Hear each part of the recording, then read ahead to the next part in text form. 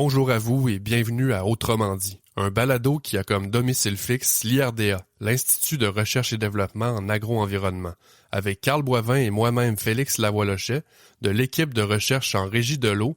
On discute de différents sujets ayant trait à la gestion de l'eau qui sont d'intérêt pour le secteur agricole du Québec.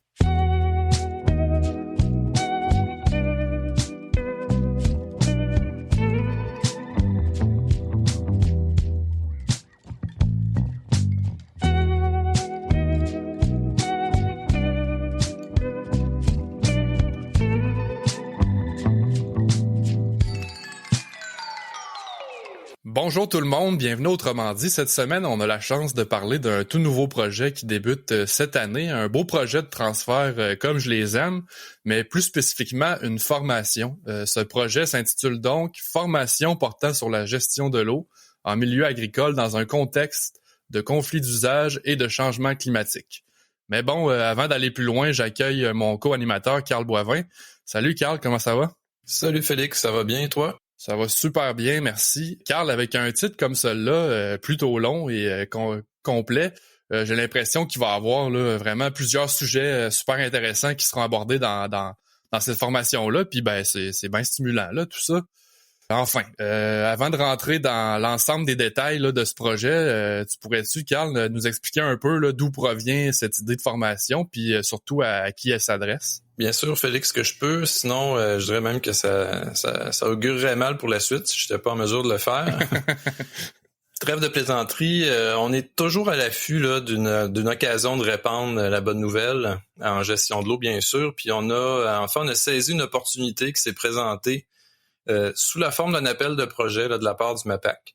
Cet appel, s'inscrit dans le programme d'appui à la lutte contre les changements climatiques dans le secteur bioalimentaire, soit le PALCCB, ou comme on l'appelle à l'interne, le PALCB. Et pour le acquis, il s'agit du volet A de ce programme-là, donc ça vise l'offre de formation professionnelle et aux autres intervenants du secteur bioalimentaire. Fait que voilà, Félix. Super. Carl, dis-moi si je me trompe, mais autrement dit, là, ce projet-là, c'est en quelque sorte là, une belle continuité là, de nos activités de recherche puis de transfert des dernières années. Oui, je suis assez d'accord avec ça. En plus, on vient là, justement de terminer plusieurs projets ce printemps. Pas qu'il n'y a plus rien à tirer de ceux qui sont terminés depuis plus longtemps, mais on a constamment du nouveau matériel à diffuser. Puis comme ce projet-là est axé sur la formation, c'est certainement une occasion à pas manquer pour nous, mais aussi pour le milieu. Je l'ai dit tantôt, le titre est impressionnant, assez long. J'ai l'impression qu'il y a des nombreux sujets à couvrir. En fait, j'ai plus que l'impression, je le sais. Tu sais, les changements climatiques, là, on en parle depuis vraiment longtemps, mais en même temps, je sais pas à quel point là, on sait exactement c'est quoi les impacts réels sur la gestion de l'eau à la ferme, plus spécifiquement. Fait que ajoute à ça les conflits d'usage qui sont évidemment là, de plus en plus présents, ou même l'approvisionnement en eau en général là, qui devient un enjeu pour de plus en plus de producteurs. Là. Bref, plus concrètement, Carl, c'est quoi les objectifs poursuivis par cette formation-là? L'appel de projet, Félix, demandait d'élaborer une formation portant sur, et là je vais lire mes notes, sur la gestion de l'eau du milieu agricole adapté aux intervenants en appui à la prise de décision éclairée et stratégique des entreprises dans un contexte de conflit d'usage et de changement climatique. Donc,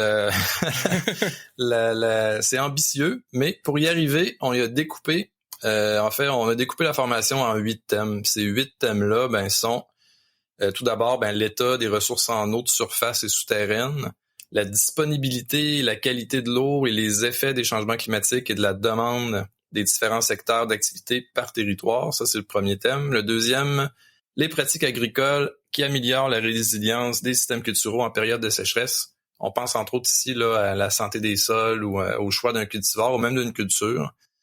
Troisième thème, le drainage souterrain et sa gestion. Le suivant, les besoins en eau des cultures et les bonnes pratiques d'irrigation. Le cinquième plutôt, la salubrité de l'eau d'abreuvement. Ensuite, les équipements d'élevage limitant la consommation d'eau. On pense ici à l'abreuvement ou au lavage des bâtiments, par exemple. Et enfin, le 8e, qui est la récupération des eaux pluviales ou de lavage, leur traitement et leur réutilisation.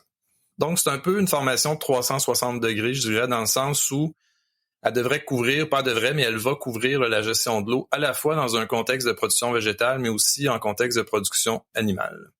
Et de plus, comme c'était pas assez, Félix, On va quand même saisir l'occasion pour faire si on veut, des formations sur l'outil d'aide à la décision Estimo, là, qui brièvement, là, parce que ça va faire l'objet d'autres podcasts puis d'autres activités de transfert, mais en gros, c'est un projet qu'on vient de terminer ce printemps, là, où on a, comme je viens de dire, livré un outil d'aide à la décision qui permet d'estimer les besoins en eau là, d'une entreprise agricole. On pense ici à l'irrigation contre le stress hydrique ou pour la protection contre le gel, à l'abreuvement des animaux, au lavage des bâtiments, au lavage des légumes, la main-d'œuvre hébergée, les traitements phytosanitaires.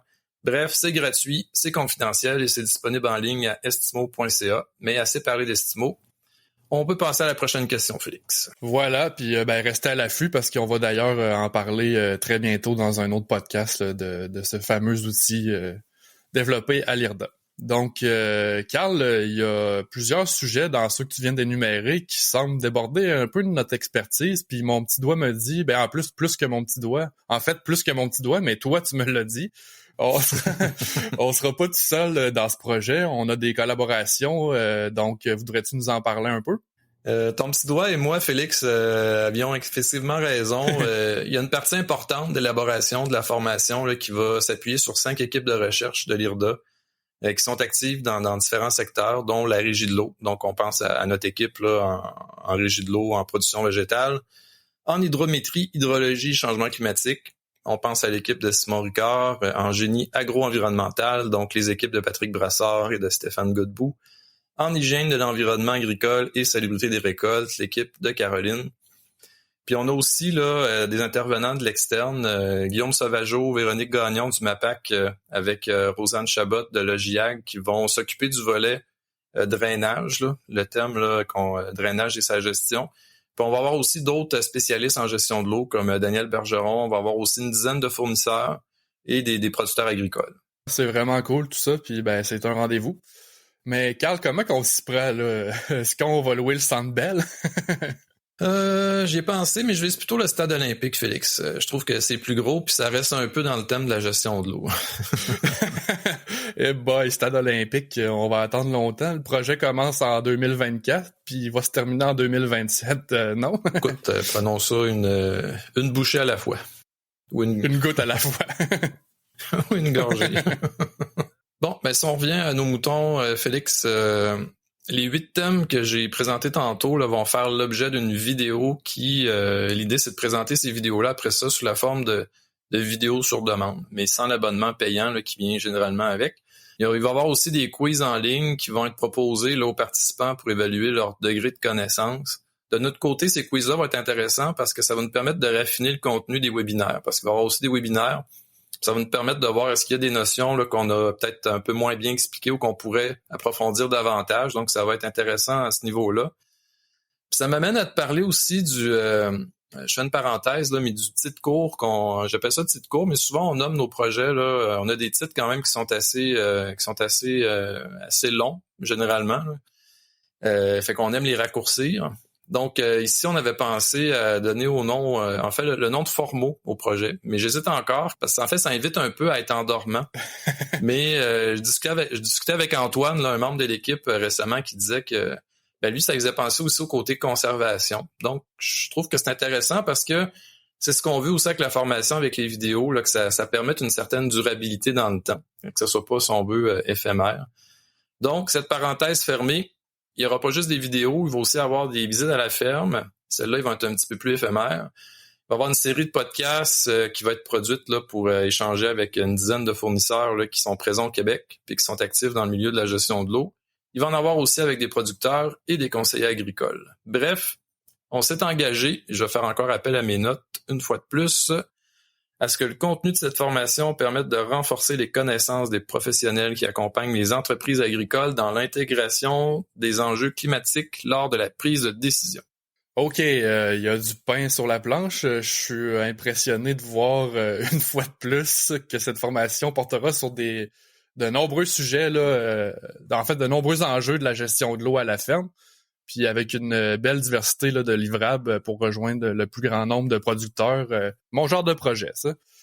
Bon, par quoi on commence maintenant? C'est notre collègue Jérémy qui vient nous rejoindre pour discuter des premières étapes puis nous faire une grande annonce. Jérémy, on s'attaque à quoi en premier? Salut les gars.